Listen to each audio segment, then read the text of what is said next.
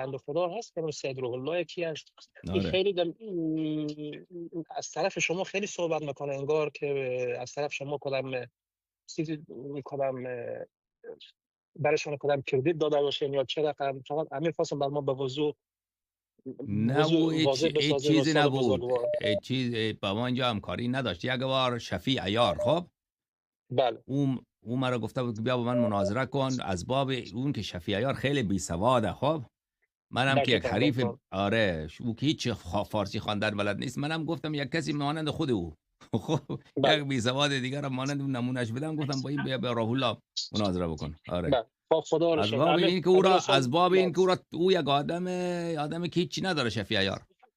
بله دقیقاً نه، دقیقاً آره نه سواد داره، نه میتونه کتاب بخونه، هیچی. آره من از این دقیقاً بابت گفته بود این ظاهرا فکر کرده که این نماینده منه، این نه بابا این نماینده من نیست، این بنده خدا بله هیچی هم چون نیست. آره